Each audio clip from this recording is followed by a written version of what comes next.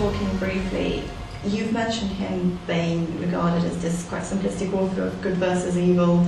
He's also often referred to as an author for children, and high fantasy is sort of assigned this fairy tale-esque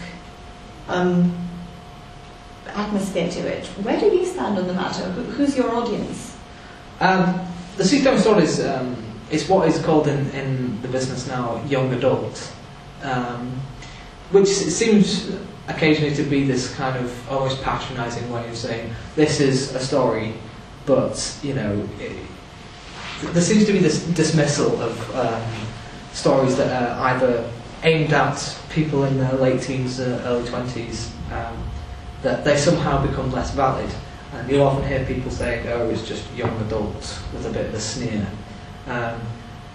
Fantasy, as anyone who's read fantasy will know, that there is a vast range. It does range from children's stories to very, very sophisticated and terrifying books. Having been to the Tolkien Society meetups, you will see people that range in age from, you know, children to people in their 90s. I think Tolkien has the great advantage in that he was an academic, and so there is a lot of academia within Tolkien's work. Part of that is down to Christopher Tolkien's method of writing in the Histories of Middle-earth, that he does it in this very dry academic way. So I think it has that appeal to people of a more academic persuasion, but the stories themselves, I think, speak to people, you know, regardless of age and background, because there are themes there that affect everyone. There are themes that people are just being introduced to, and a lot of it is, even if it's stuff you haven't experienced, like not all of us experience going to war or having some horrible, you know, whatever you choose the ring to represent to you. Not everyone has had that kind of burden put on them.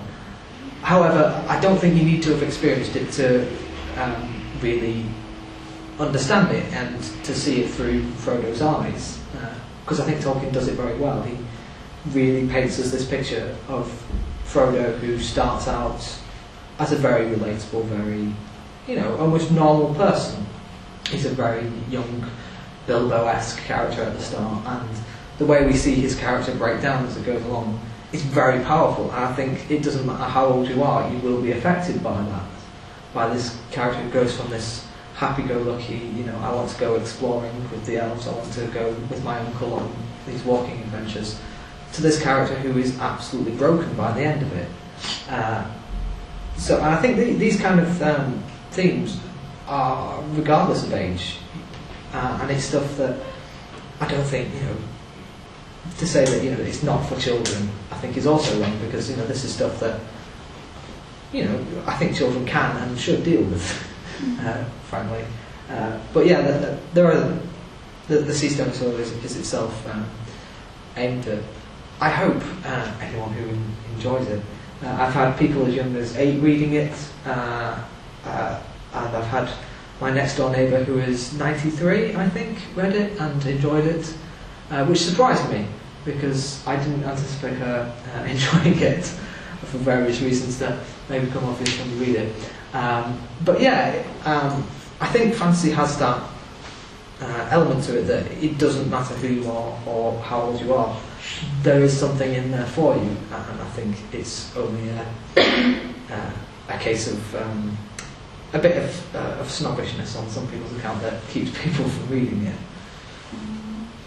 Would you call yourself an adventurer? And of course, both Bilbo and Frodo wrote the Red Book. Would you identify with that as a person who sort of goes out there? No, I'm really not very adventurous in my real life.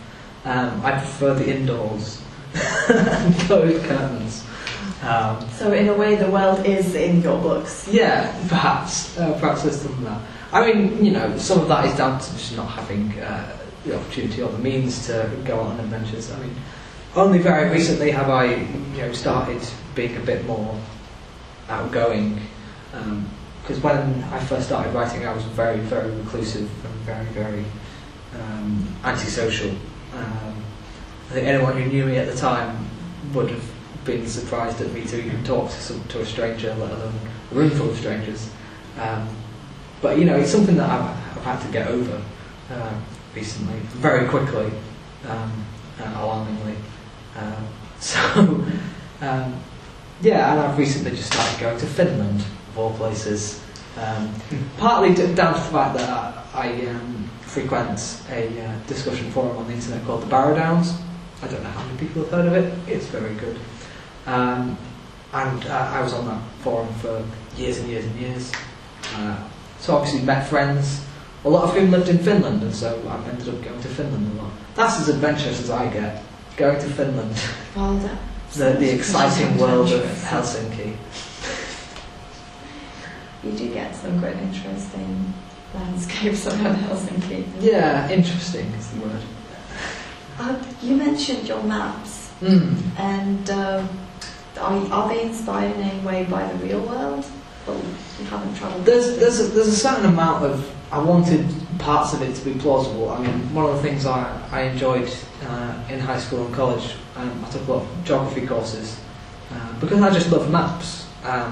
So whenever I would draw a map of somewhere, I would like to make sure the rivers followed, you know, courses that made sense, make sure the mountains were in places that made sense. The original map that was drawn by my younger brother, it started out as just almost a circular island with a volcano in the middle. And then over the years we sort of expanded it and grew it, and it changed shape and became the sort of three-pronged continent with little islands here, there and everywhere. And then there was islands shaped like a penguin, and there was an island shaped like a sword and a shield. And these slowly over time, as we thought, okay, that's not really plausible, it became this more, I hope, plausible landscape. On my computer at home I have the original map. I say the original map, the map to which I work, which I have a little scale worked out, so I know how long it takes them to travel so far in what kind of ship. So it may look in the map as if a lot of things are very close together, but due to the fact that it's only that big, we had to shrink it down a bit. You'll notice that there's a very vast sea, which is mentioned throughout the book, called the Nazgad Sea, which is there. On the original map, it's at least 5 times as big. It's just this vast expanse of empty sea. Because, believe it or not, a lot of the book is set at sea. But when I gave it over to the artist whose name's Hazel Butler, she just came back to me and said, yeah, there's a lot of empty space here, can we kind of shrink it down a bit? So, yeah, I'm very happy with how the map's come out, but I do feel like I have to point out to people it's not to scale. As it was pointed out earlier to me today, you can't have a desert and a sea of ice that close together. Yeah, it's not to scale anymore. In the scale map, there's quite a distance between them. And this is only the southern hemisphere of this world as well. You sell the map prints on Etsy, don't you? I did, yes. I had a print of a map that sold on Etsy. I made the terrible decision of only charging £7 postage. It turned out to cost £21 to post, so I lost a bit of money on that. So next time, do that differently. But yeah, I had the map blown up to A2 or A1 size. I think it was A1, and because I thought it looked brilliant. So I will put that back up at some point when I've worked out a better way of posting it that doesn't cost me a fortune. But yeah, I'm so happy with the map that I really wanted people to have a chance to get it.